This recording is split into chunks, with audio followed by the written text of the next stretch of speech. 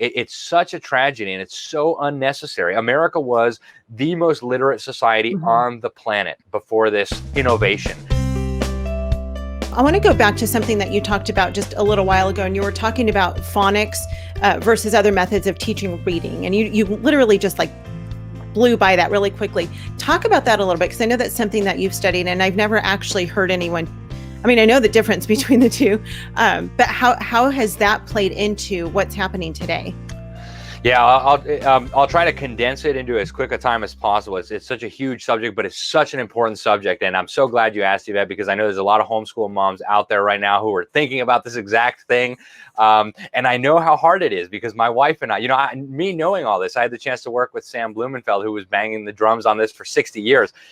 We tried to go out and find phonics books for our children, and we'd order one and we'd open it up, and the first page would say, here's the list of sight words your children are going to remember.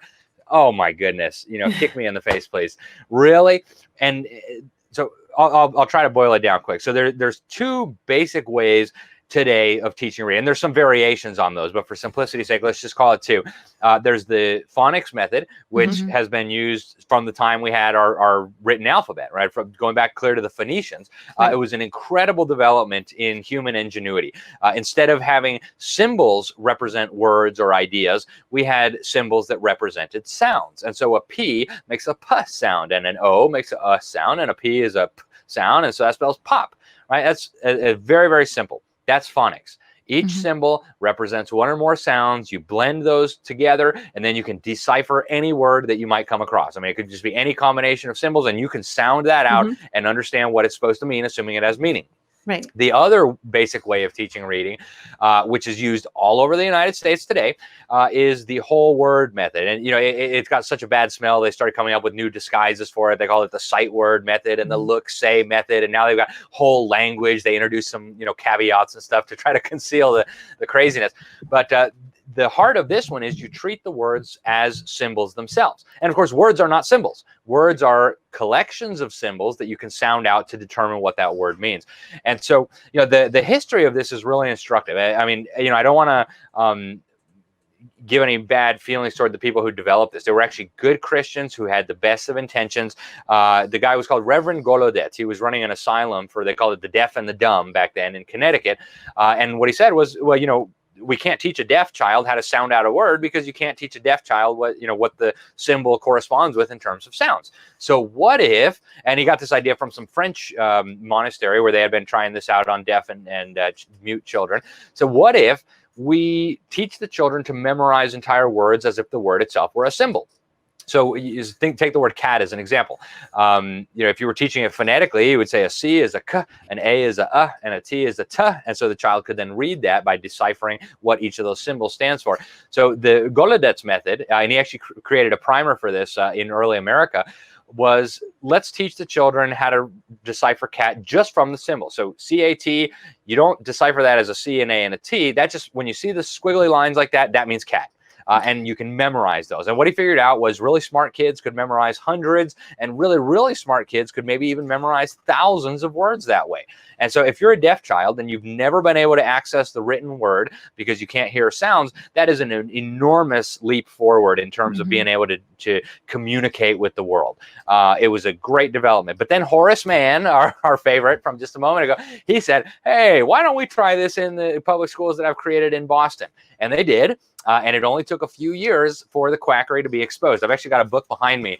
Right here, The New Illiterates. Can you guys see that? It's by Dr. Sam Blumenfeld in 1973. And he has got a treasure in there. In the appendix, he republished the letter that the schoolmasters from all the public schools in Boston wrote to Horace Mann about this quackery that he had put into the schools, teaching non-deaf children to read using the whole word method. And it's beautiful, it's eloquent, it's not, it's not written like it would be today. You're a poo-poo head and we don't like you, so you should be quiet. And it's just a beautiful, eloquent explanation of why the whole word method is not a proper way for teaching reading when you have a phonetic writing. In China, that's how they do, because that's the writing system they have. For them, a symbol actually represents a word, so you actually have to memorize tens of thousands of symbols. Our writing system is not like that. So they took it apart. They dismantled it. This beautiful essay. They said, sorry, Mr. Man, we tried it. It didn't work. They actually explained that the children were getting symptoms of what we would today call dyslexia. They said, they couldn't read. They would read words backwards. And so they actually explained exactly what was happening. And so we didn't hear about it again until our good friend John Dewey came along and said, hey, let's resurrect that whole word method.